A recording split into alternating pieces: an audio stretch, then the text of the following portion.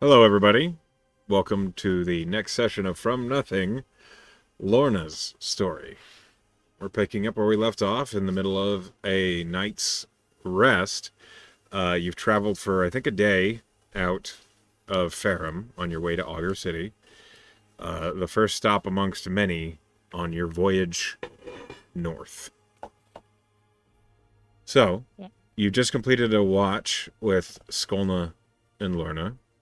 Mhm. You awaken Lilith and Anscombe, who are then going to go ahead and make their watch rolls. And Do fighter things. as you lay down to go to sleep, Mhm. I will roll for them. Let's see what happens.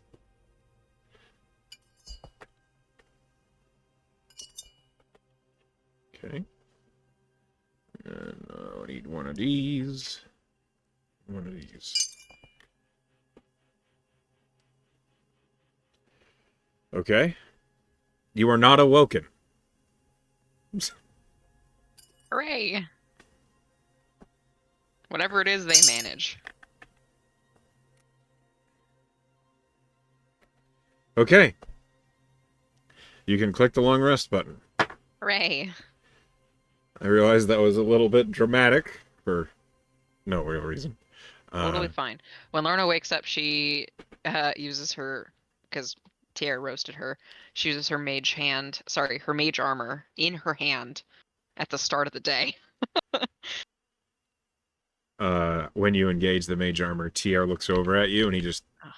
waggles his eyebrows. She just says, "Don't say anything. I didn't say a thing. You didn't need to." It's because we both know I'm right. She just kind of pouts, but she doesn't deny it because he's correct. Yep.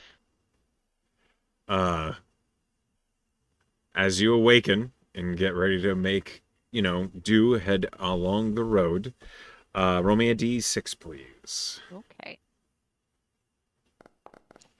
4. Okay.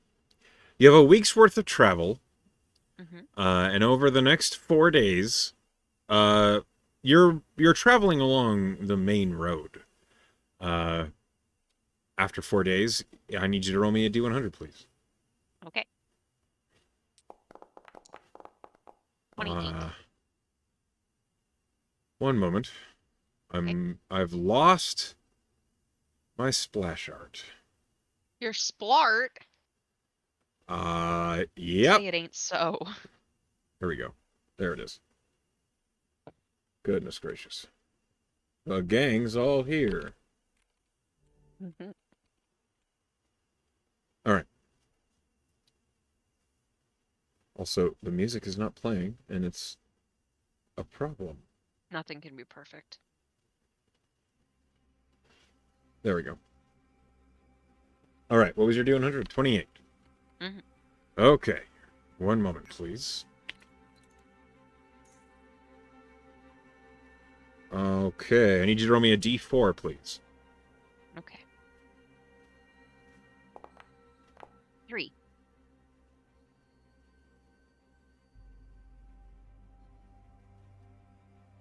Roll me a perception check. And I will also roll for tier. 19 for me. Okay, Tia rolled a 16 plus 7. Okay, so as you're making your way down the road, the cart is just kind of lumbering along. You are riding on Ghost Requiem. It's been boring. You haven't seen a whole lot of traffic. The traffic that you have seen are people just either making their way in the opposite direction, likely towards Ferrum or up and around towards Shorewatch, or they are people just on horseback moving faster than you that have gone around you, basically. Mm-hmm. No one seems to give you much mind. You will make a note that you've seen a lot of Aurelian soldiers passing you. Which is, I mean, kind of to be expected considering the conflict. Mm-hmm. Most of them have not really even bothered, like, pausing to acknowledge your group. Some of them that look like they're kind of trying to waste time have basically like slowed down and asked you like how your travel's been, if there's been any news, but nothing that is of any concern. Right now, the weather is dreary. It is drizzling. It is foggy. You cannot see very far. Thier suddenly holds up a hand and he says, "Wait, hold on. There's nobody else What's going seeing on? that." He Seeing... he points. In the fog, it's a dim, slightly glowing blue light. You would have missed it if you didn't point it out. It is emerging from within the fog. It looks like there is a cliff face near the road. Well, not that near. It's maybe 30 feet away, and mostly hidden by brush and trees. But Tyr points it out, and you do see kind of a dim electric blue light is glowing from within that cave. Does this make Lorna think of on her repentance journey, she saw the bases of trees illuminated because of the proximity to the crystal ocean? No, that was a different color. Okay, so she's not like, oh, this is just natural phenomena. This is a weird blue light in what, a cave? Yes. So specifically, electric blue light, for someone proficient in Arcana, is almost exclusively produced by magical means. Nothing in nature creates You a can't blue light. say magical means arcane light to a wizard and not expect her to go explore it. This is what you know. I know. Lorna sighs. I would really like to take a look. Just a peek. All right, Anscombe, you mind stopping the cart? And Anscombe's like looking over at you. He's like looking to see if that's what you want to do. Yes, please. Okay. Just a little peek. All right. And he will do exactly that. He'll stop the carts along the side of the road. And he just kind of looks at Lilith and Norre, who are in the cart. Norre is like dozing, and Lilith's like apparently a little maybe drunk. Ew. Yeah, she's probably not dealing with things. No, not healthily. well. But Lilith's like, "Why are we stopping?" And Anscombe says, "Just taking a break." Yeah, just a normal break. She'll actually climb down off of horse Quium and look up at him and say, "Can I get you to turn into something a little more subtle, please?" Okay. Do you want me on your belt again? No, I have... do you see that light over there? And she's gonna gesture for him to see. Yes. I would really like to know the source of that, if you wouldn't mind scouting it for me. Very well. And he turns. I'll be looking. He turns into a raven. Mm-hmm. You're gonna look through his eyes? Yeah, she'll park next to Anscombe. Okay. Hold on.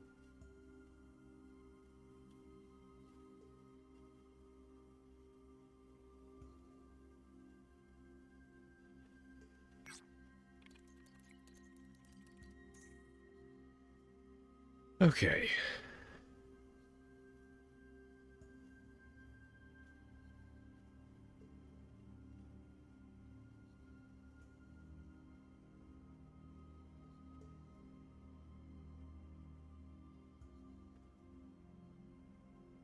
All right, so you look through Requiem's eyes, and you see as he sees, as he flies towards this light.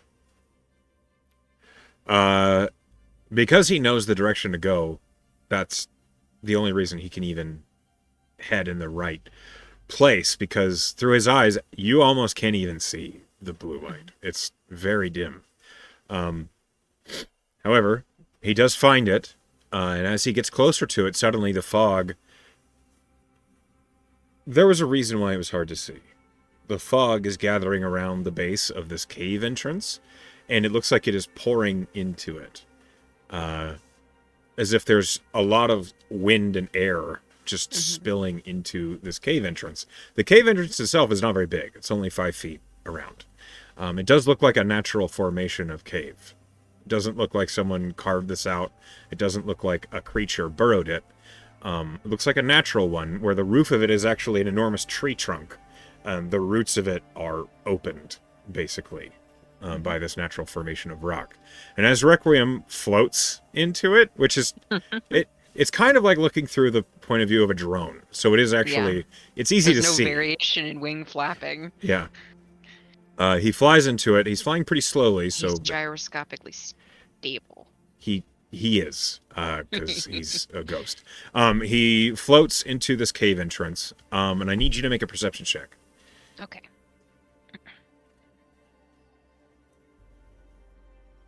Um, 15. Okay. You see that the cave entrance, it goes in for maybe 15 feet. It gets pretty dark, and the blue light becomes more noticeable once he's inside of it. And you can tell just on basically how Requiem conveys emotion to you is it's pretty cold in this cave. Much colder than it was outside. You also see the opening narrows like a funnel down to maybe a 2-foot wide entrance that Requiem can easily slip through. But you think of your party, Skolna and maybe Lorna are the only ones that could actually fit. And it would be rough. Yeah. Requiem flies through the opening, keeps going into it, and it goes for a while, maybe about 15 feet, and then suddenly it opens up again. And it's clear that was not originally the entrance to this chamber that you've suddenly found. This chamber looks earthen, but it looks intentionally hollowed out. There is a stone ring raising up out of the middle of this chamber where the fog is pooling maybe 3 or 4 inches thick all around it. In the middle of this stone ring, there is a raised... It's not an altar. It kind of looks like a statue, but it is covered in runes. And the runes themselves are glowing blue. You can't get a good look at the runes through Requiem's eyes, because Requiem doesn't understand arcane runes, so they are fuzzy. If you want to know what these runes are, you're going to have to look your damn self. You see Can that... I make a brief argument on Requiem's ability to understand? You can try. He helped me make spell scrolls. You were telling him what to do. That's true. He was just being an extra quill, basically. Okay, I accept this. I just wanted to try. I understand. Mhm. But he does not have the arcane training. Yes. Period. So, all around this room, you see that the earthen walls look well impacted. They haven't come loose from erosion. They look... The ground beneath the fog, you see little shining spots where puddles have formed. But on the walls are paintings. Old ones. Some of them look hard to discern, like maybe weather or time or soil has covered them up.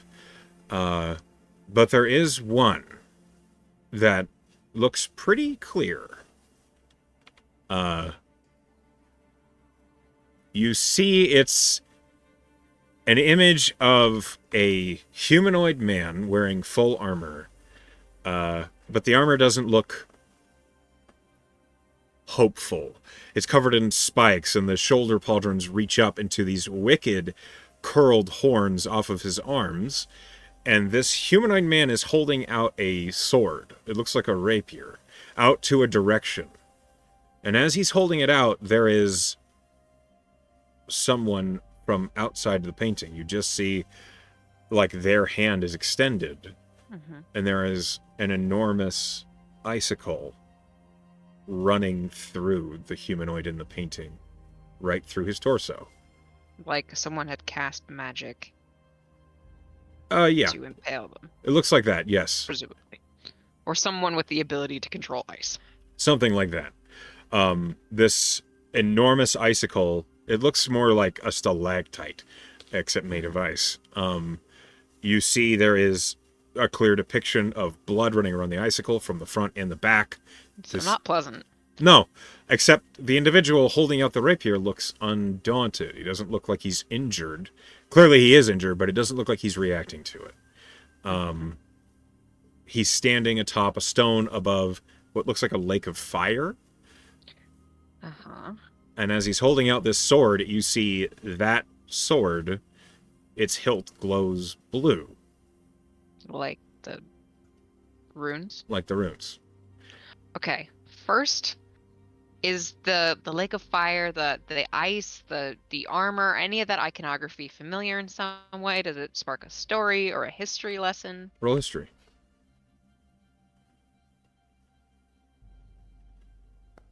19.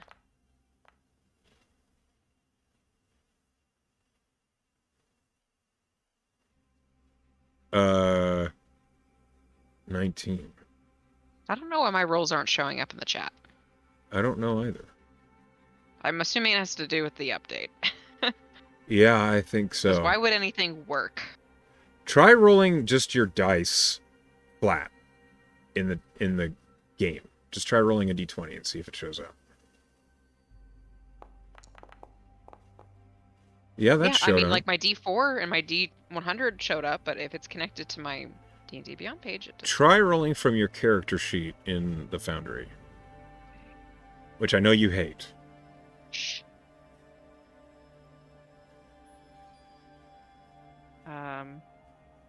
So if you click on your, yeah, I just did.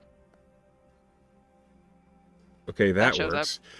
So I guess in the new version they've broken D&D Beyond's connection, which is the whole point. But anyways, yeah, I rolled a 19 for my original history roll. All right. Okay, roll me a D100. Okay. 4. That's a divine intervention right there. It is.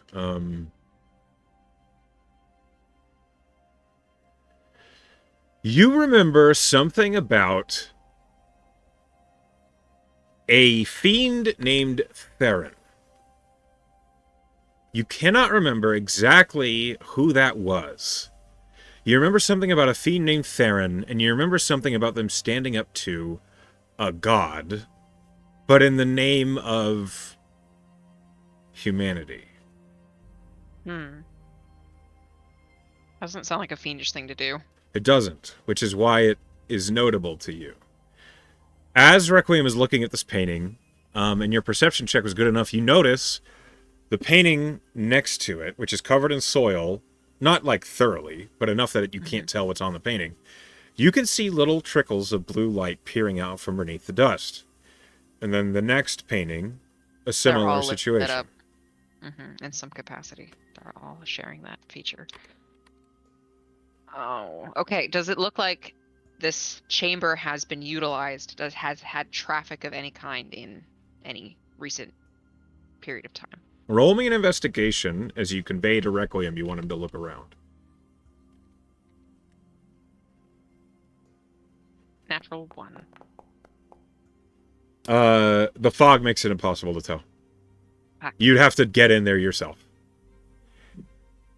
Like Requiem floats around and he's like, you just can't. Wait. Like you're like thinking blow on it, and Requiem's like, I have no breath. Like it just there's no.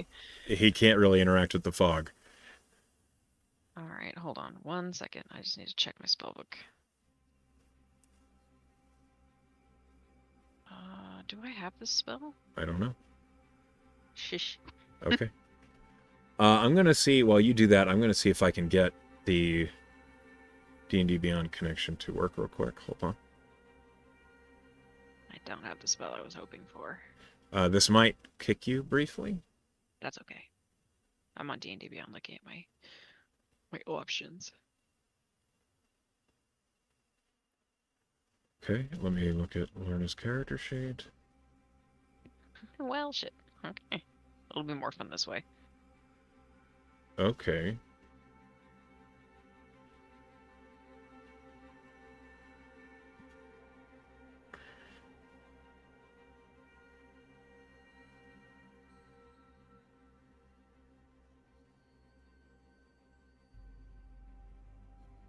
Does Lorna remember what god this Theron stood up to?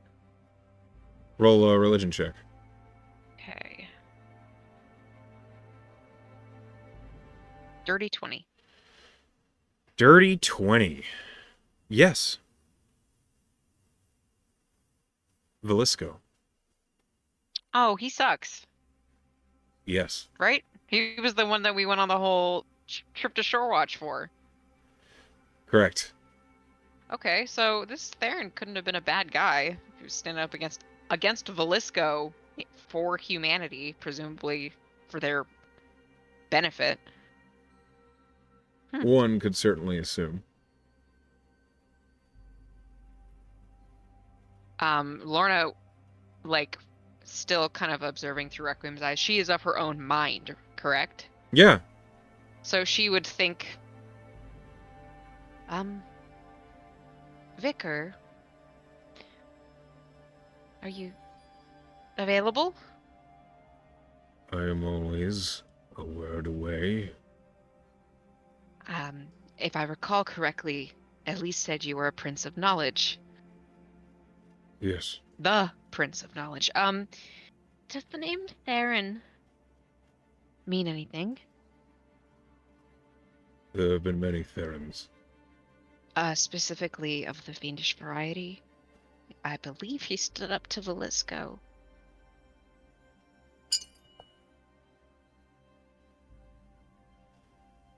You refer to Theron Hykaskar.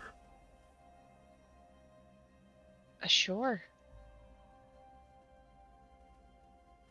I found something that has to do with him, a painting of him in this off-road chamber in this cave. And I'm not sure what to make of it.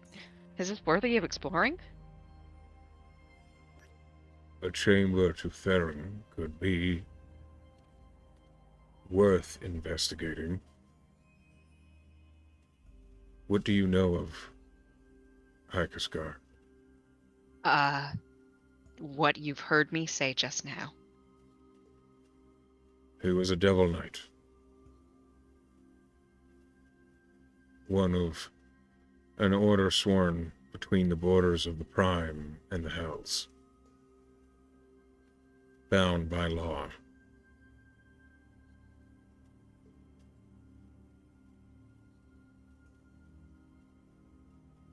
He's thought to be a hero of Galicia. Alicia. That sounds vaguely familiar. Roll a history check. I don't even know how to spell that. Okay. Gilitia. Sure. Sorry, you said a what check? History? Yeah. Okay. 17. Okay. You remember Galicia before Aurelia was Aurelia, when it was originally 7 different kingdoms. Galicia was one of them, the northeasterlymost. Eastmost. It was Okay, one of the first kingdoms to fight alongside those who fought the Red Tyrant, the Red Dragon.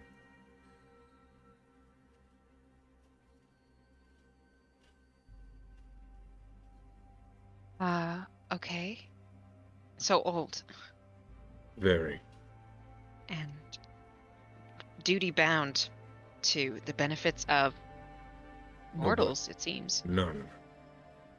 None? The Devil Knights were responsible for keeping order between the planes. When a fiend broke a contract, when a mortal broke a contract, it Didn't was the Devil Knights that would enforce them. Well, then what would he have to do with Velisco? Velisco broke a contract. A god broke a contract. And a Devil Knight could enforce that? Could try. Right. He was the first Devil Knight to slay an avatar of a god. Was it Velisco's? Yes. That The day makes he sense. slew Velisco's avatar, was a renowned holiday in Galicia known as Guardian's Day. I see. So it was really a byproduct. Yes, Him helping. he was He doing his cared more duty. about the breaking of the code or the rule or the contract than he did about the benefits of the ordinary person. I don't know if cared matters. Those are the reasons for which he took up arms. He kind of thinks about the area they're in. The region that we're in now correspond with the events of this historic moment? Or Norelia, I suppose. Formerly Galicia, Vicar, thinks for a moment and he says, I guess. You are near the Golden Marches, or what were the Golden Marches, so no. I see. I was just wondering why this would be here, this thing for him. I don't know.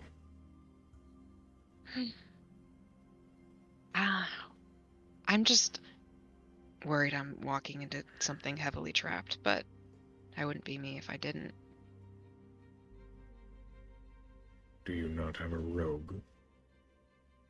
I do. Perhaps utilize your allies, instead of risking your own skin. Right. Thank you, Vicar. Mm-hmm. Lorna will ask Requiem to just post up in that chamber and let her know if anything changes in there. Okay. Requiem just And says, oh, very well. just settle down. She'll come back out of his vision and look to the group and explain what she's seen and what she think it means, and she'll look at Skolna and be like, I really want to get in there. Hang on. See if they know anything about the thing she's explaining. Yes. Not a clue. They're like, ugh. The one who's closest, Nore, says, I've heard lots of stories about old Galicia, but this is beyond my history This is books. more obscure. The reason I'm specifically asking Skolna is not just because of her prowess in, I'm sure, infiltration, but because the space to get into it is really tight. And I don't think anyone bigger than me or Skolna could fit. Tyr, kind of glances over and he says, You don't have to tell me twice. I don't want to crawl through a hole if I don't have to. And she'll look at Skolna again, ignoring him. I'm not making you go at all, but I wouldn't make you go alone. I'd come with you. She, Fit. is twirling a stiletto around her finger as she usually does when she's bored. She slips it up into her sleeve somewhere and then just shrugs and nods. Okay. Little treasure hunt. She looks at you and she just, slides her fingers together as if expecting money. And then she heads towards this cave entrance. So she'll look. Okay, I guess she's going. She'll look at the rest of the group. We're gonna do the thing. If there's a problem, help, if possible. We'll be around, Lilith says from the cart, and she waves a hand. Anscombe Anscombe hops down and says, "Yeah, we'll be around." And he follows. She'll nudge Anscombe and just say, "Can you slip her some water, please?" Oh, I've been trying. I see. Well, I mean, there's a period of understanding because of everything that happened. I'm not upset with her, but okay. I think it's best we just let her cope how she needs to right now. I'm not sure she would respond well if I tried to make her do anything. So. Yeah, probably not. Hey, Anscombe will gesture to Nore and say, "If she gets a little too far, do you think you could clean a little bit out, maybe?" And Nore looks at him and says, "I could, but not ever without someone's permission." Okay. It's a fair point, but ask her, I suppose. Hey, would you like to be on your game again? Yeah, maybe try and talk her into it. Yeah, I could do that. Great. All right. Lead the way. Okay, into the hole we go. So you lead the way up to this, and as you approach, Anscombe's like, I'm gonna let Skolna go first because I'm an idiot and she's designed for yeah, this. Skolna's already like ducking into it, and Anscombe's like, Okay. I didn't even see this. Yeah. Okay. And he just posts up his sword in a hand, and he just kind of leans on it as he waits. Skolna goes in. You see, like, as she looks in, she burrows into the tunnel a little, and you hear her say, "This is small." Yeah. Yeah. You look in, and you see, like, just her feet and her tail are, like, winding out of the hole, and then they slip into it. Oh, good thing I'm not afraid of tight spaces. But this might make me. As Skolna is making her way through the tunnel first, she realizes that you're following her. I need you to make an acrobatics check. Hey. Oh boy, I'm gonna get stuck. 14. You don't get stuck. Pretty good. But Good. Skolna, like, suddenly you see she stops, and she says, "Wait, trap, Drop? trap." Oh. That's why I brought you. It's magic. Shit. I have spell manager. No, chill. Hold on. Skolna, like, you hear her begin to tinker with something. I'm going to roll disarm trap for Skolna. Don't roll one, Skolna. We're in a tunnel together. Then suddenly Skolna just starts moving again. Good job. Yep. Laura will go very slowly and stop. If Skolna even twitches or slows in any way, Laura stops immediately. So you missed it when Requiem went through the tunnel because Requiem doesn't have to shuffle through dirt and such. However, Skolna, like, what you see is Skolna has pinned an oilcloth over something in front of you. And when you get, like, as she kicks past it, she says, "Don't move that." Yes, ma'am. You don't know what's underneath the oilcloth, but you can probably guess. To know. Skolna crawls the rest of the way, and then you see her suddenly kick out of it, and then blue light floods into the tunnel that you're in. You crawl the rest of the way out, and Skolna is looking around this small room. She's looking for more traps. She investigates every corner, and you see, like, as you're crawling out, you can see her, like, moving her hand through the fog to, like, brush it away. She identifies 2 tripwires, one on each side of the statue. Okay. Just don't touch those, or can you take care of those? She's, like, already messing with them, and she just looks up at you. She just gives her the thumbs up.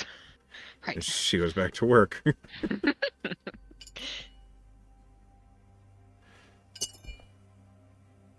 She's rolling bombs. The traps are completely disarmed. Okay. Whew. Great. Lorna will... What is she gonna do first? I think she wants to inspect the pictures first. Try to see what... They're all glowing blue in some capacity is what Requiem Some of told her. them have little spots of blue. Some of them have wider swaths of blue. She's looking for, like, a pattern in the iconography, the symbolism, like... His rapier was glowing blue. Is there anything overarching in theme that she can see from what's glowing on each painting? So you're gonna have to touch the paintings, and you're gonna have to clear off the soil in a lot of them. Right. This isn't just like a blow on. No. Well, then I'm gonna pop up a detect magic right now with a first level spell slot. Okay, the room is full of conjuration magic. The paintings Which each makes me glow with I'll conjuration. summon something. The statue in the middle of the room glows with transmutation magic. Ooh, I think that's what I'm going. So before she touches anything, she knows that she'll have to manipulate the paintings somehow if she wants to see them more closely. Like You she wants to also see what's under them. you also detect a trace of evocation magic in the tunnel you just left. Okay. She's gonna go toward. It's the statue in the middle that has the runes on it, correct? Yes, it is That's what covered in she's them. gonna go first. She's gonna inspect that without touching it. She wants to see what the runes can tell her. Okay. Roll me a. You do read art. I'm sorry. You are trained in Arcana, so. Mm-hmm. Uh, And I speak many languages if it helps. that doesn't matter so much. Okay.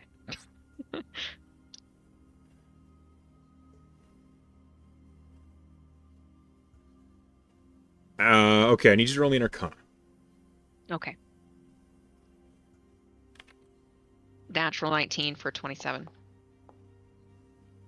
The runes are magical runes. They are a varying different sort of languages. All of them are very old. It's like reading archaic old English, but across other languages. Some of the runes are in Infernal, some of them are in Draconic, some of them are in Celestial, but you recognize them all as magical runes, and so you do identify they're like the runes that compose a magical spell, but they tell a story, Mm-hmm. which is peculiar.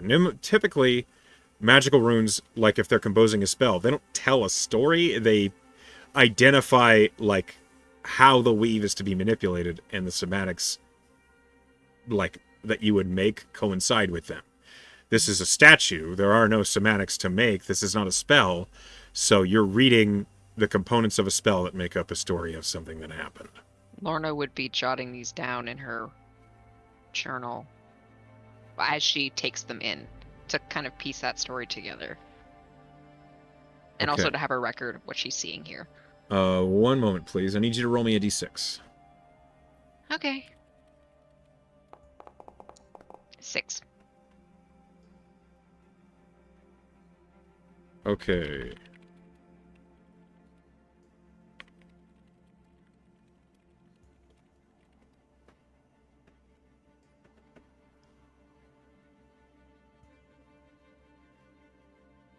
With a 6, you get that the entire prose on the statue is visible. You can read it all. You read, "In shadows deep where darkness thrives, where whispered sins and secrets strive, there dwells a devil clad in night, yet veiled in deeds that shine with light.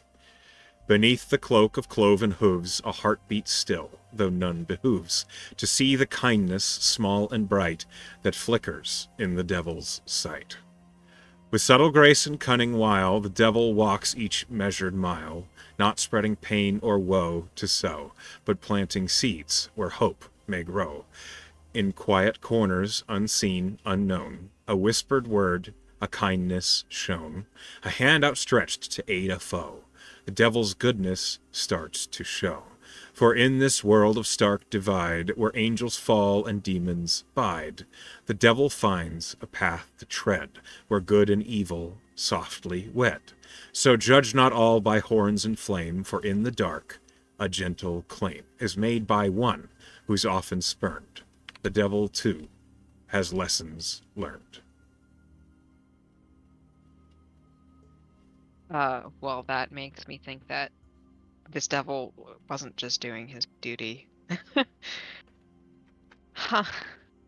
I got the essence of the narrative in that. Is there any indication of what the spell work imbued in these runes could achieve? Yes. You see that the poem is laid out in a way that it could create something, but it is missing a few runes in key places. Mm. So I could either buy a vowel or like try to put it together with extrapolation and guesswork. And she'll look at the paintings on the wall. There's got to be something there. Something about what glows blue and what's missing is what Lorna is thinking. And she thinks that the magic from the detect magic implies that whatever's imbued in the essence of the paintings is conjuration. which means that something may be summoned. Mm-hmm. Okay. Well, with that in mind, she's going to start with the painting that she could see most clearly, the one with Theron on it with the rapier. And she's going to approach it and take in the details specifically of the blue lit portion of it Okay. to see if there's anything hidden there or she's overlooked something. Roll investigation. Or Arcana. I allow either. Which one's better? They are both the same. I'm going to do investigation. Oh, good, good, good. 22 total. With a 22, which are you using? It's investigation. With investigation, you see that the rapier, the hilt of the rapier is what is kind of imbued with this blue light, and it is a unique shape. You recognize the shape of a rune hidden in the shape of this hilt. Only the blue light glows from within the rune, but the paint is so cleverly done that it's not obvious at all. The DC to Right. see it was 20. Oh, yeah. Okay, so she will write down that exact rune, It is like on the page beneath the poem. the rune means after. Okay, let me write that down. After. She will go clockwise to the next painting. And this one, I'm assuming she can't read quite well because of the soil, the deposit, the age, the time. Yes. This room is old. Mm-hmm. You go to the next painting. So there are 5 paintings. The Mhm. one you just looked at was dead in the middle. Which one do you go next to? The one to its right. Okay, so you brush the dust off of this one. Mhm. You see there is the depiction of... It's not a humanoid mage. It is a creature that looks like... they're wearing robes, but it's almost as if a insect-like locust has stood up on its hind legs. Its head a million of eyes looking out from beneath this hood. Its hand outstretched that looks humanoid. The other hand has a wand in it, and you see that more ice comes emerging. And the ice in this painting, though it stands up out of this lake of fire, the ice is glowing with blue energy, glowing blue from beneath that soil. This is what is illuminated in this painting. Except it's almost like, how could there be anything hidden in this blue? It's just all glowing blue. Rolling investigation or Arcana. Oh, I'll rely on investigation. Hopefully it pays off. Natural 19 for 27. You see it. You get really close. And it's almost as if within the paint that makes the ice emerging from their hands, the speckles compose another rune. This rune just means cold. She'll go to the one immediately to the right of the one that she's looking at, which is the 5th. This painting, you shift off all the dirt and dust, and you see that it is mostly the Lake of Fire with a huge cliff looming over it. And beneath that cliff, you see there are hundreds of people that are like holding on to the cliff. They're hanging on to it by handholds, and some of them look like the handholds are giving. You see images of them falling, but you see that the lava that is beneath them, there are depictions of lava being turned to stone just underneath them as they are falling. And this stone, each block of stone that's forming underneath these individuals, they have a glowing blue center to them. Investigation? Yes, investigation or Arcana. Investigation. Okay. Oh, I'm rolling well so far. 24. This one, you identify the rune amongst the blocks that means burns. Burns? B-U-R-N-S. Yes. Okay, she'll go to the left of the Theron portrait. She's working her way back. Okay. The left one immediately next to it. Okay, so in this one, you see there is you wipe away the soil, and it is a glowing white, almost like marble palace that is sinking into the lava, and there is basically a stone pedestal coming up, and you see where it connects to the original portrait of Theron. Mm-hmm. And as this white marble palace is sinking, you see that its windows are a mosaic of stained glass, and each of those windows glow blue. That's where the energy's coming from. You see that maybe there's a rune in them? I hope so. I need an I will investigation or investigate. Arcana. Oh, damn it. That's a natural one.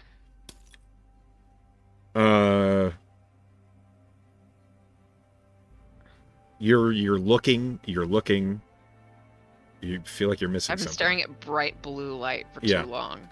My eyeballs hurt. Okay, so she's gonna table that one and go for the one left of it, the one that she hasn't looked at yet. Okay, so what do you have so far? What runes do you have so far? I have After Cold Burns. Okay. Go ahead and roll. You wipe away the soil. You see that behind the citadel, the white marble building, you see there is an enormous arching gateway.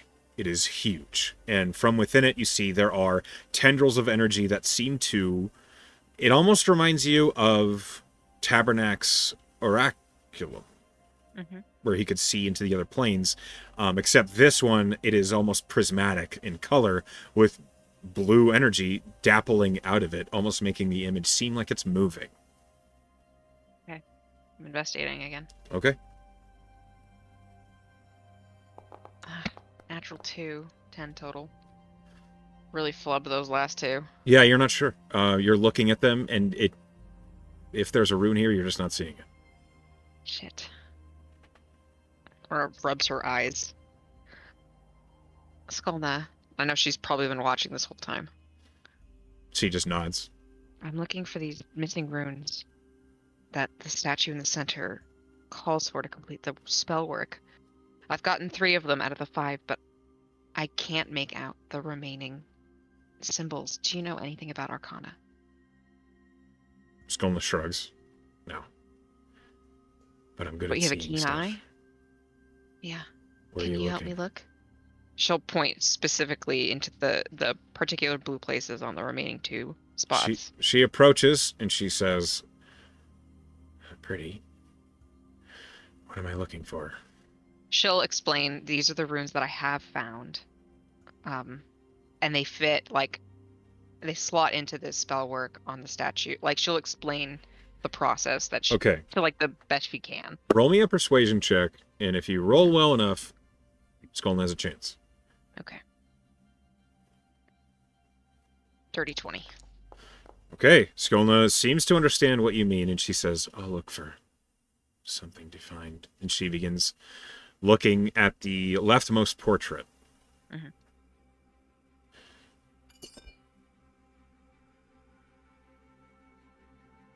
After a minute, she keeps looking at this one spot, and she points, and she says, "Is this what you're talking about?" And when you look where she's pointing, you see why you missed it. It is an extremely minor rune. It's a connection rune. The closest thing it means is the. Ah, of course. That's the leftmost. Yes. Okay.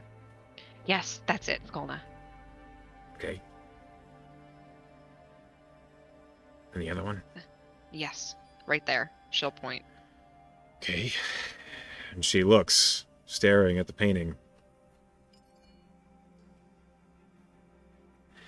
Dude, you better give Skolna something nice or something. She I'm gonna. she points at the mosaics, and she's like, this one's a little different, but it's not like it looks the same, but it doesn't look the same. And she points at it. We'll look at it. Where she points, you see that the edges around one of the this stained glass windows, the mosaic of blue light that emerges from them. It is extremely well disguised, but is a rune that means fire. Okay. So, you know, she like looks like she wants to hug Skull, and she's like, "Wait, can I? Are you okay with this?" She shrugs. Okay, she hugs her. Oh my She god. kind of like awkwardly like does the hand flap pat on the hips, but that's what you get. You're gonna get a bonus. Um, so the fire after cold burns. That is the order of the paintings. Uh-huh. That sentence for spell work doesn't make sense. Right. So she's like, fuck, okay. So she's gonna take what she wrote down and go back to the statue, and she's going to try to slot them in the right order. So you get the feeling, depending on what order you inscribe these runes on the statue, different effects might happen.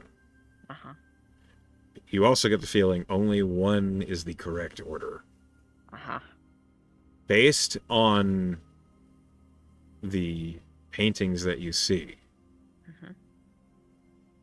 based on the statue, what order is Lorna inclined to place them? Can you just give like the briefest description of each one, starting from left to right? The left one Uh-huh. is a portal revealing what's happening in the other paintings. The second to left is the cathedral behind Theron. It is sinking into lava. The middle one is Theron with an ice spear in his chest, but he stands holding a glowing blue rapier out and defiant. You get the feeling what he is doing with his other hand, it's a somatic. He's not attacking the mage, he's summoning the blocks in the far rightmost image. The image to the right is his assailant, and the lake of fire behind them. The locust mage basically trying to kill Theron. And then the far right one is the cliff of victims that are falling with the stone blocks rising out of the fire to save them. Okay.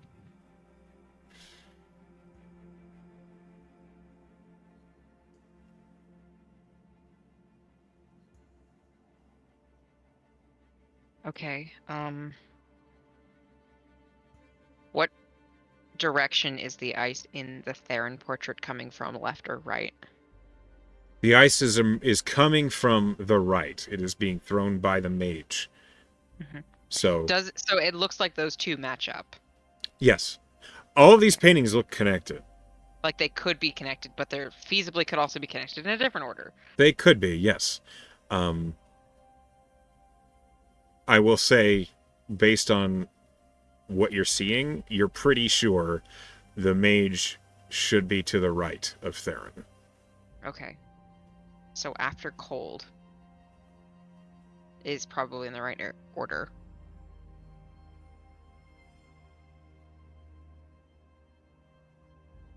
After cold.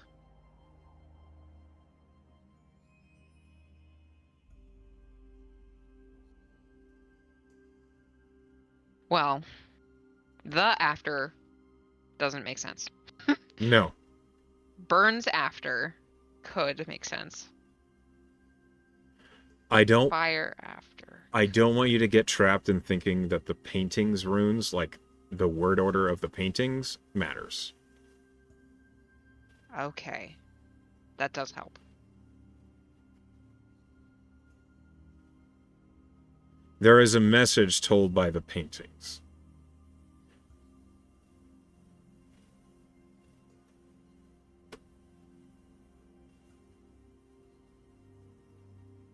So I'm getting the sense that the cathedral blocks and the blocks that are being formed to catch the victims could potentially be related. Are they similar material?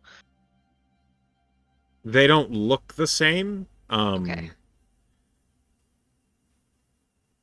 Like the blocks being formed out of the flame look infernal in creation.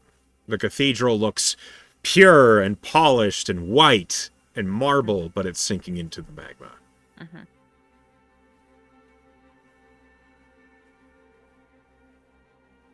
Man. Can I make a general intelligence check because Lorna's smarter than me? Do you want you're going to try and roll it out, basically? Maybe. I'm hoping that maybe she can kind of get like slot a piece into place that makes sense for her that I might be missing. She can also see the pictures and I can't. Okay. Roll a... Yeah, roll straight intelligence. Okay. 15. The message seems to be saying, after something happens, something else happens.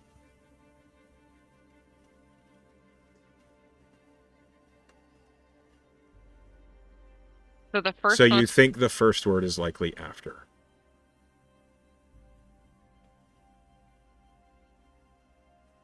I'm thinking it's after the fire cold burns.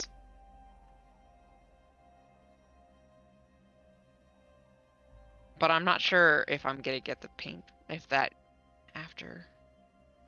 Because you said the word order doesn't matter for the positioning of the portraits. So the way this puzzle is formed, it does not matter what painting you got the words from. Like, their order doesn't matter. The paintings are telling a message, and you have to figure out what that message is and insert it into the statue.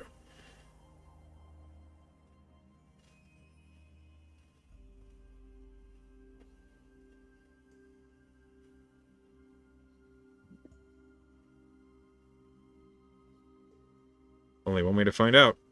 Yeah, I think that's the one that makes the most sense to me. After the fire cold burns. I think so. Okay. It's either that or after the fire. No, after the fire burnt. Like that doesn't make sense to me. Do you try it? Yes. Final answer. Fuck it. You inscribe the runes after the fire cold burns in the proper language in the proper places. As you do, you see an additional blue inscription of a comma after fire appears. And then the entire room begins to subtly shake. The statue suddenly becomes a little bit more clear to you. It is a statue of Theron, the details suddenly fleshing out, his armor looking pristine and beautiful and fiendish and horrible. But in his hand outstretched is a glowing blue rapier. Oh shit. It suddenly just appears in his hand. The statue suddenly opens its hand and the rapier hangs loosely. She'll kind of like look at Skolna. Does this feel like a trap to you? Trap master. Skolno looks at it, looks at the rapier. There's nothing to trigger. Lorna will carefully take the rapier. It is cold to the touch. Very cold. But it's not painful. As soon as you touch it, the hand closes, and the statue resumes looking like a statue. You now have this rapier in your hand. It is almost dripping cold mist off of it onto the ground. It seems light and very easy to swing about in your hand. She'll turn and look at Skolna. Well, I'm not going to be able to use this. She kind of offers it to her. Skolna shrugs. She slowly reaches out and takes the rapier from your hand. It's not really my thing, but I'll use it. Unless Nora uses rapiers. She might. Lilith uses I've seen rapiers. Tier could. Maybe. Yeah, he wasn't in on this with me like you were. She runs her fingers along it, and you see that she and her fingertips yeah. are frozen. Oh no. She, like, shakes her hands and numbs them off, and it quickly goes away, but she's like, this is powerful. Yeah. And you helped me get it, so I mean, you can keep it. You can sell it. She... You look pretty cool with it. You look cool. You look really cool with it. You... Roll me an Arcana check. Okay. Natural 18 for 26. Okay, for 26, you recognize this weapon. They are rare. Very rare. They are the sort of weapons that are created with the assistance of white dragons. Oh. It is a frost brand. Do I know what those do? Yeah, I'm assuming make things cold. they're very rare, powerful magical weapons that apply cold damage and also can just, when they are drawn, put out fires out to like 30 feet. Sick. Lorna will explain that.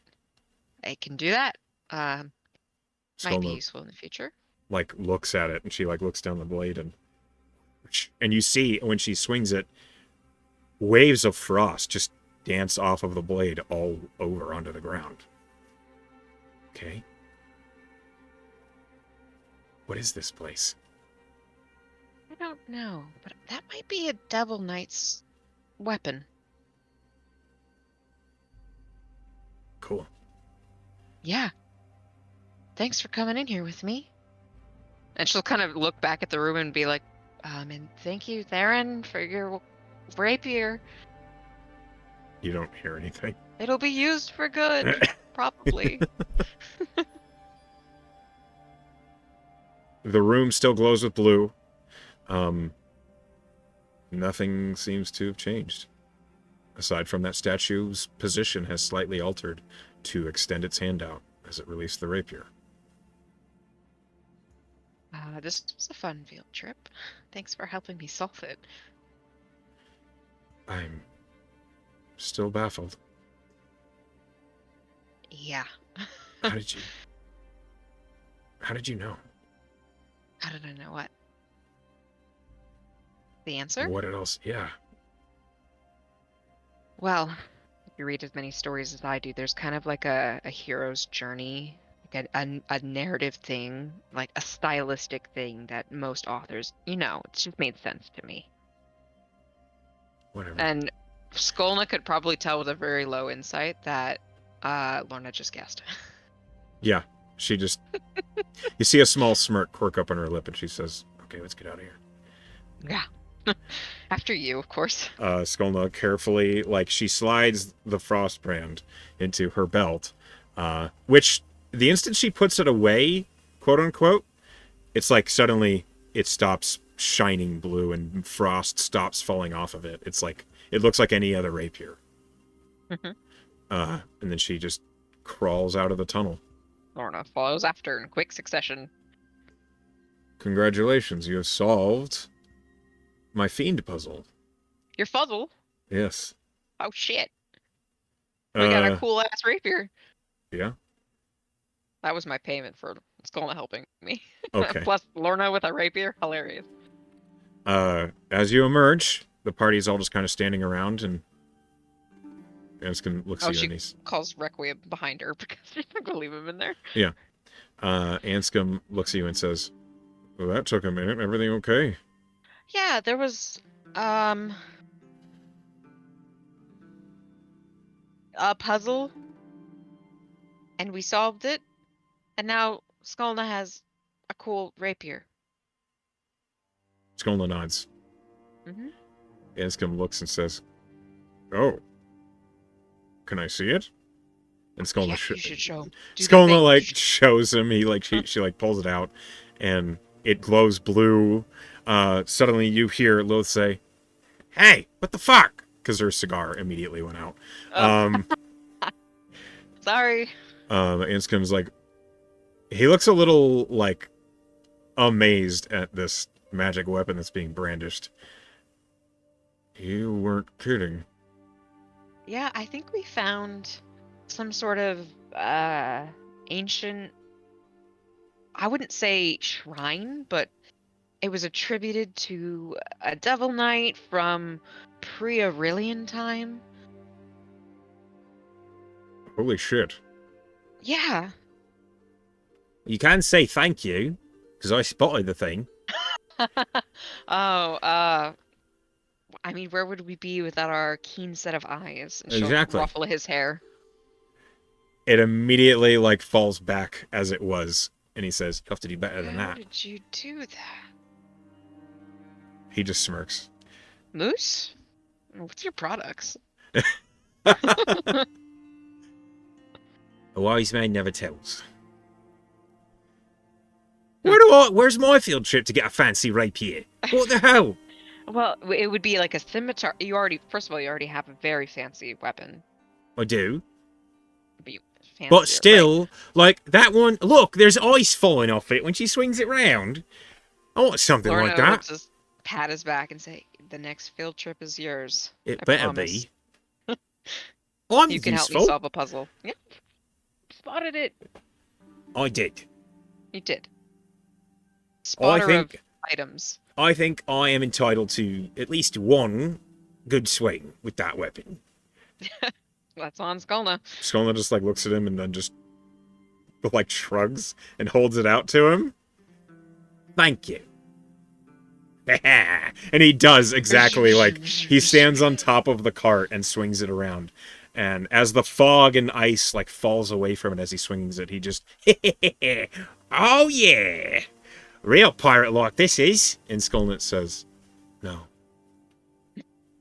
Give it back. Right. Well, that was fun. And he does hand it to her. Skolna puts it away, and your party, like, kind of gets their shit together and gets back on the cart. And Right. that was your encounter that you rolled. Did you pull all of that out of your ass? Because No. it did not feel like it. Yeah. No. Did you write that poem on the spot? No, I did not. This is old, Because I would. Holy old shit. lore. You continue onward. Yeah. Okay. You need to camp at some point, and Aw. this is the day you've rolled, the 4th day of your ride. You still have 3 more days. Tier is going to look for a place to long rest. He rolls a 17 on survival, so that is your DC. Let's go ahead and get a camp watch order going. I will assume it'll be different, but it doesn't have to be. Lorna is planning on having a conversation with Vicar. So it doesn't necessarily matter who's on watch with her. Okay. Unless there's someone who wants to talk to her specifically.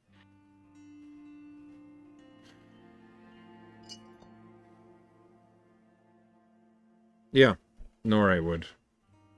Okay. So, Skolna will go 4th watch. I feel like Lilith needs to be with Tier because he's our little party therapist, and I think Lilith's having a tough time. Okay. Sure.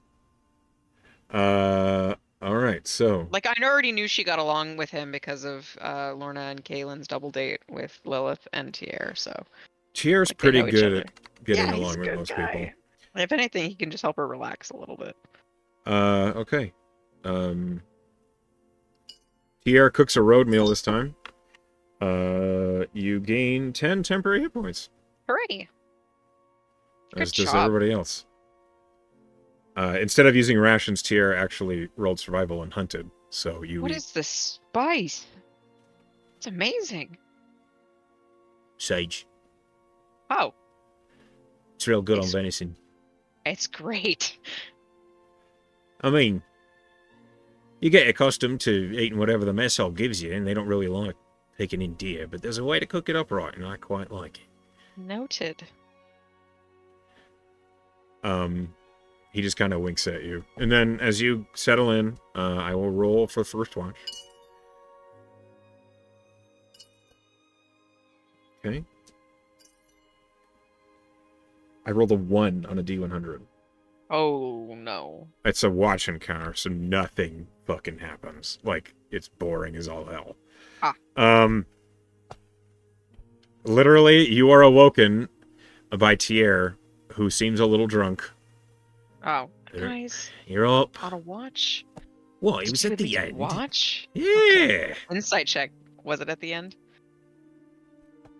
Roll an insight. Oh, I rolled a 14. That's probably not very good. You don't know. Tier's hard to Mm. read. She just gives him the eye point, like I'm watching you. I'm going to bed. Well, I'm watching you. Okay, enjoy. She just pouts because that didn't work the way she wanted it to. When you start watching, first things foremost, I need you and Nore to make a perception check. Who's got the better perception? I guess she rolled. All right, I'll roll too. I'm rolling once. Yeah. 24. Okay, you rolled way better than her. Nothing gets past me. Okay, roll me a D100. 17. You have a quiet watch. Hooray! So before you have a conversation with Vicar, like Nore seems like she wants to talk pretty fervently. As soon as the watch starts, she says, "Hey, so you got a minute?" I've got as much time as you need, Dory. What's up? I've been thinking about what you said. Going after those who wronged me. When we have the time. I know you have all the shit that you're dealing with from your own past and Lilith now. Nothing from my past has assassins after me, so mine can wait, but as soon as yours is done, as soon as we've got the Master's head on a plate, I'd like to hit the nearest Arcanium and get over to Terracona. I got a sending. You did. Yeah. The singer of my clan reached out to me and told me that they found evidence of someone who mattered to me, I think, might be dead. Another. One of your siblings? No. But she rolls her eyes and she's my ex, and she didn't deserve that. So, like, we had our differences, but I didn't wish any harm. Yeah. Anyway, I noticed you care. Or at least you try to. About what everyone's going through. And you sticking up for Lilith, even though she tried to kill you. It meant a lot. At least to her, and I could tell. So, I just would like to say that when we've handled the Master, I'd like to make a visit home. Okay. We'll do it. You sure? Absolutely. And, I know I offered you before about I have sending if you want to talk to anyone, and I just don't want you to have any regrets, things left unsaid, things you could have said, if it comes down to it. I appreciate that. But like I said before, if you reached out with a sending and there was no one there to receive it, that would break my heart. I understand. Just know you have that option, okay? All right. I might ask you to send a sending to... She, like, kind of smirks a little bit. There's one of the fuckers that I got my hands on, and then he got away, and his name was Dariak. And I might want you to speak out to him. Just to remind him I'm still out here. But not right now. Let me think on what I'd want to say to that piece of shit before it happened. Lorna will nod, but she'll put a hand on Nori's shoulder and give it a squeeze and say, I'm sorry about the person you lost. It's weird when it's someone that used to be a lover, and then you had your differences. You don't wish them ill, and then when they get it, it's hard not to think about what might be different if they were still with you. Or if I might be along with them. When she was got, I might have been gotten too. It's hard enough fighting the demons. They're chaotic and disgusting by nature, but it's when the normal people side with them that they're the real monsters. Yeah. Anyway, I just wanted to say thanks and that I saw what you did for Lilith, and that was a big deal to me. There's only one thing that I know for certain in this whole life of mine is that if I've decided I care about someone, that means everything to me. Nori just smiles at you, like a cheeky little smirk, and she kisses you on the cheek. Oh. You're a good person.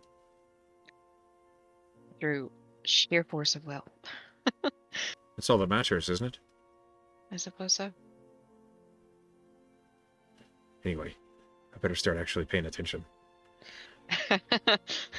Lorna's got a second pair of eyes out of the back of her head with her 24. Yeah. I just general insight Nora, how is she feeling after that conversation, if at all possible? Go ahead and roll an insight. Problem with high charisma insights is it can be difficult. 19. It's clear she's dealing with a heartache. It's clear that something is bothering her, and you know what it is. But she seems hopeful. She seems that you get the impression that she thinks you're taking her seriously, and she appreciates it. Yeah. Because I am, damn it. Yeah. She rolled, really bad on deception, so... Hooray! You finally see through some of the layers. Yes. It took, 8 months of... Something like that, yeah. Friendship.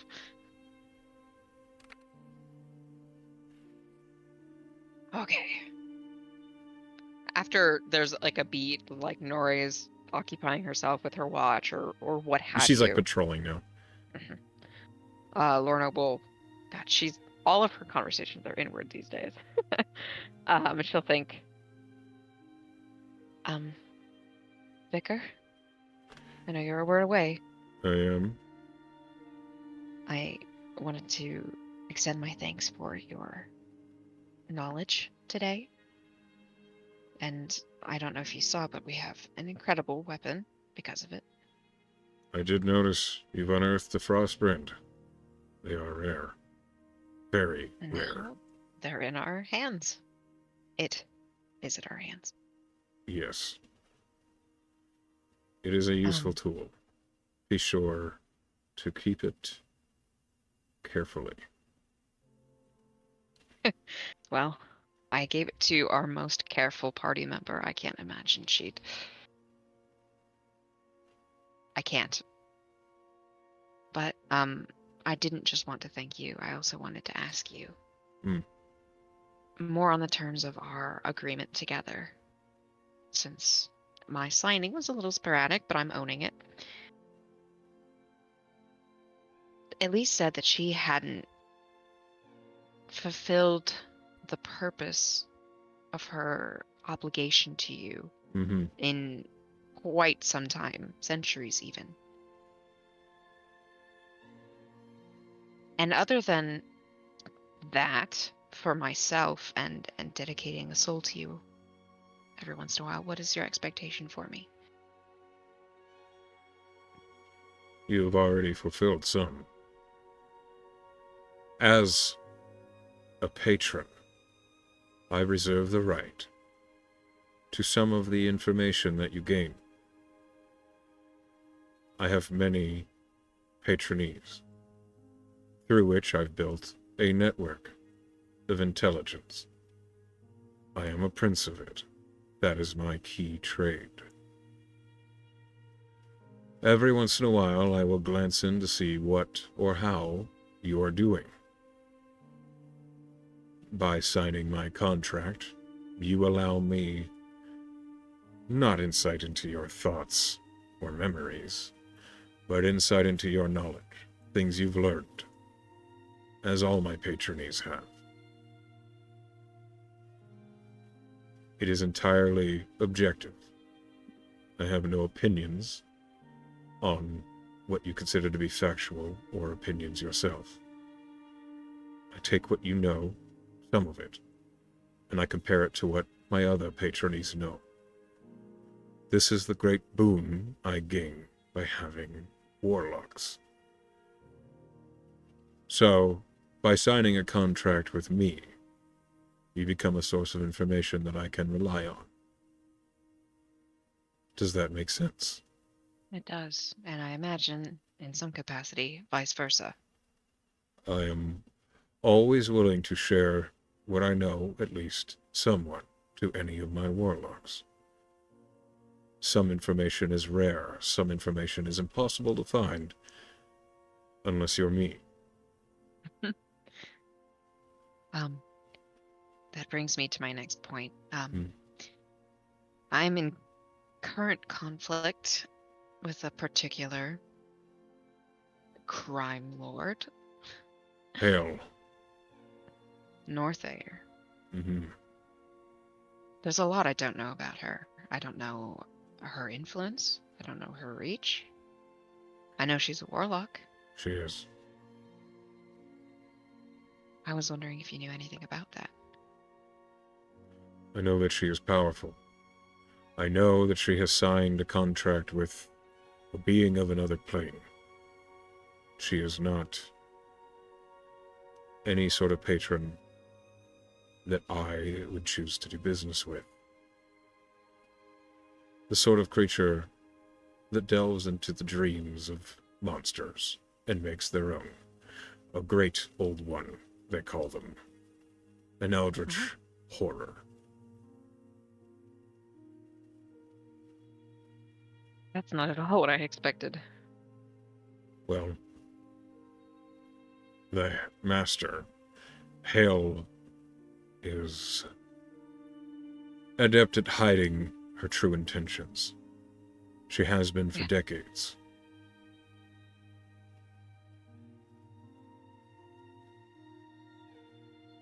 I'm going to need to learn more about her if I want to do anything. I can focus some research towards her, if that would help. It would.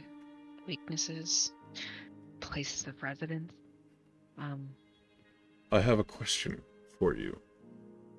Sure. Knowing what you know now about our contract and my investment in information, do you intend to invest more in our partnership? Well, I can't say that I think there isn't a better patron for me to have than one who deals in knowledge as a wizard. Mm-hmm. That's an asset, undeniably so. I'm considering it, putting more of my energy in the foundation of our relationship. But I do admit some wariness, considering my previous person had to deal with a devil that was manipulated. Then perhaps I can offer you a gift to convince you. I'm certainly open to negotiation. Suddenly, a parchment that is old vellum, worn and yellowed, appears in your hands. All you see is the first line that says, "This contract binds Bellador Lefray, regardless of alias, to Kal Hushen, Keeper of the Tomes." Paul? What do you mean by to call? I think perhaps you've misheard me. I think you glitched out when you This said it. this contract binds Bellador Lefray, Uh-huh. regardless of alias, to Cal Hushen, keeper of the tomes. This is my contract. Yes. I could see the whole thing. Yes. As you are no longer bound to Cal Hushen, keeper of the tomes, it was a simple matter of applying leverage, and he provided it. So he is well aware of our working relationship. Oh, yes. Lorna kind of stifles a laugh. Oh, I wish I could have seen his face. I assume you still intend to visit the Arcanium in Augur City, so it I is likely must. you will. But there's something so delicious about that moment of comprehension. I'm afraid I've robbed you of that. That's okay. This is more than enough to make up for that. I will link you the doc. Uh, like so, she's being allowed to see it all in its If you full form choose that to as unroll it, she's yeah. aware of. So she's about to unroll it, and she says, "Okay, if I want this information, what are you asking of me in plain terms?" In plain terms, should you vanquish a foe in combat, all you have to say or think is I commend this soul to me, to Vicar. Every time? Just every once in a while when the memory strikes you. I don't expect you'll be in so many fatal interactions, but if you are, You'd be surprised with me. every once in a while, a soul my way does a lot. And have no fear, for these souls will not spend eternity as lemurs. That is a Rather, waste of time. I'm sure as a tool, an asset. Yes. Everyone has skills. I am having a hard time finding a flaw in this for either party. Eventually, I may call upon you for a great deed. A great debt to be resolved. Once Is that this is... the kind of thing Elise was talking about? Yes. I have not called on her yet, either. The time is not yet right. I see. So you're patient. I have been around for thousands of years. I have existed before the isolation. I know many things, and I know that waiting is worth it. If you should perish before my time for you comes, then, well, that is that. You were a vital source of information for me while you were alive, and I am satisfied with that. So I'm not destined for the hells? Well, I can't speak for your morality. Should you choose to attempt to become a lich and fail, then you would most certainly become an Abishai here in the Hells. That is not my intentions at the moment, no. Your moral code and how it stands between you and Magos, or Luminos, or whatever god matters to you most, is between you and them. I see. When you are judged by Croesus at the end of it all, I will not be weighed. If you end up down here, you'll at least be in good company. Well, Arna feels remarkably reassured by that. Devils can't lie, to her knowledge, correct? They can lie. They're not Fae. They can lie. Oh, shit. Insert chicken words.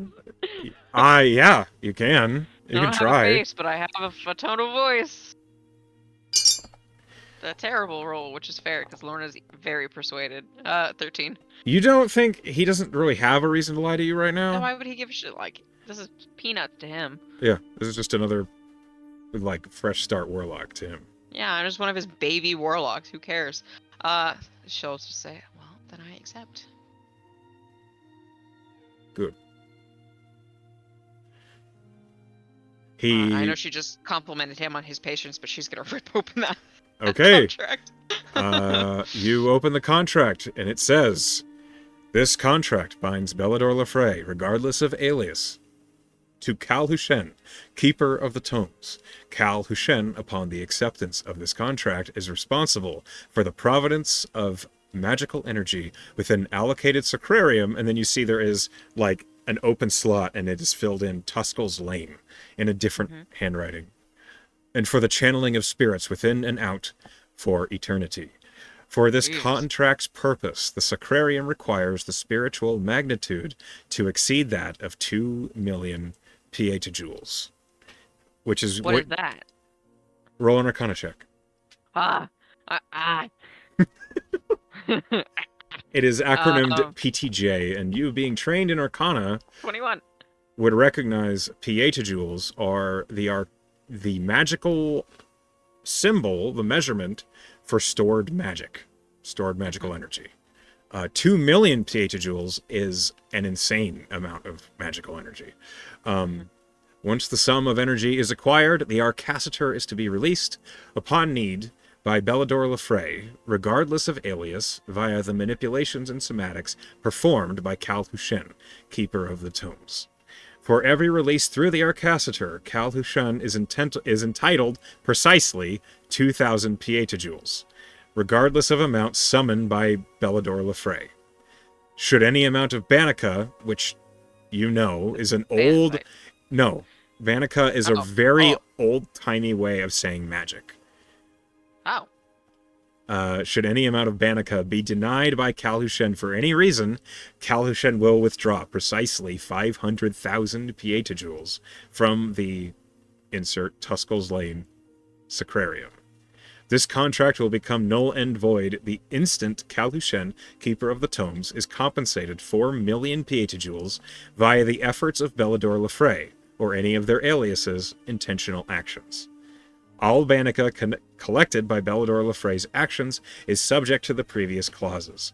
Once this contract becomes null and void, both Cal Hushen, Keeper of the Tomes, and Bellador Lefray, or any known alias, are considered no longer bound to these terms, and any remaining Banica within the Arcacitor of insert Tuskel's Lane Sacrarium is the responsibility of Bellador Lefray.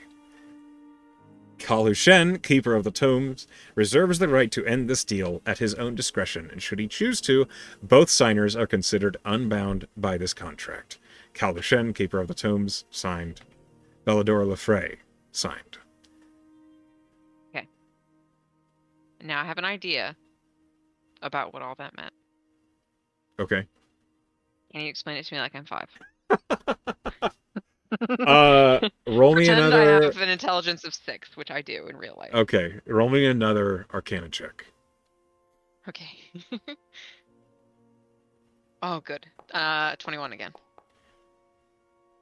You know Tuskel's Lane was destroyed, and that you were supposed to have gathered 400 souls for Hushen, and the mention of your sacrarium was around. This contract states that this amount of magic, 2 million pietajoules, is to be acquired and kept in that sacrarium. That means... Yes. You believe, based on that Arcana roll, 2 million pietajoules is the magical equivalent of 400 souls. So, what this contract is saying, every time Bellador Lefray, or any of her aliases, aka you, draws any energy from that Arcacitor through Hushen, he's the channel. Anytime you did that, Cal Hushen would receive 2,000 pietajoules. Which is how many people? Well, 2,000 pietajoules, that's, that's probably I mean, 2 million petajoules is... is 400. I don't know math. I told you to explain it to me like I'm 5. Sorry. You think 2,000 petajoules is 2 souls, probably. Okay. Uh, should any So amount... he gets a tax, basically, of the basically, yeah. magic expended. And if he doesn't receive that, he gets to immediately withdraw 500,000 petajoules from Which the is a sacrarium. fourth. Yeah, it's a quarter of 100. what was put there. Okay. No matter what, this contract binds Bellador Lefray to compensate Cal Hushen 4 million petajoules. So Which is 800 souls. 800 souls. That's a lot. But and she he's... did that. Didn't she? No. Or at least not according to the contract and not according to Cal Hushen. I do see the word intentional actions. That's the hook.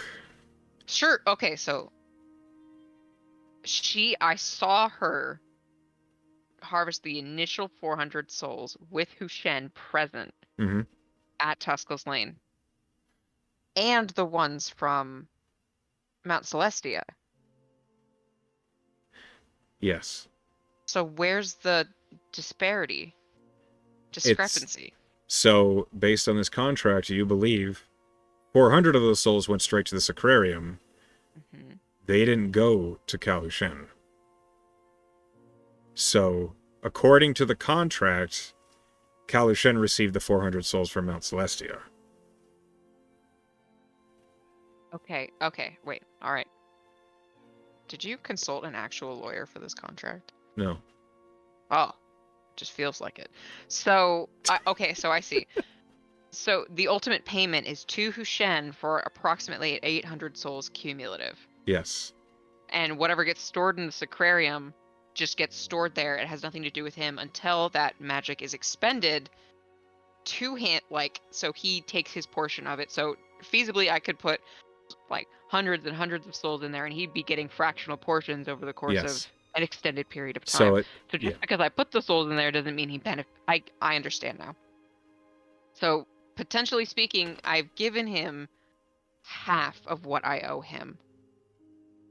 About. Probably a little more. But yeah. Right, because of just percentage taken from souls expended over periods of time. Yeah. So, right, so I had not... okay, it all makes sense now. Because I couldn't understand why he asked me when we first met with Tier way back in the day. He asked specifically for 400 souls, and then in my mind, I was like, I already gave him like 800 now, apparently. What was... I see, because the remaining half portion of souls specifically for him was never fulfilled, and then he probably lost track of Lily, Bellador Lefray, when she perished and Lorna began. Specifically, Bellador Lefray stopped drawing on him. Yeah, and he was like, where the fuck did this bitch go? She hasn't finished her part of the contract. And then I waltzed into his Arcanium one day, and he's like, I know that face. Yeah. And then I was like, I'm a teenage girl. And he was like, what? All coming together. So, all right. I understand that now. So does Lorna, I want to make sure I'm on the right page. Does Lorna feel like she's no longer beholden to this contract? Because of her deal with Literally, Vicar said, you no longer are tied to this because I ended it. Right. Because, so, the previous portion was until it's fulfilled or Cal Hushen decides that he is no longer interested, or unwritten clause, his boss tells him to fuck off. Cal Hushen, Keeper of the Tomes, can be told what to do by his boss, and he can be told to end the deal. Love that for me. Which is why you can see the contract, even though you never actually got your copy of it. Uh-huh. And the Sacrarium is at Tuscal's Lane. You know that for sure now. It's under the crater, I'm assuming. Probably. Okay, so Lorna has all of this, Jimmy Neutron brain blasting while she puts this together. And I talk it out with the DM because I'm a silly willy. That's fine. And then once she finally has those pieces slotted into place, she's just, she has a little celebratory... She does a wiggle dance where she's sitting by the fire. Mm-hmm. Okay. So, Ah. if you have nothing else to say to Vicar, Nope, should watch. Thank you. you're welcome. It's good to have a deal. A good deal.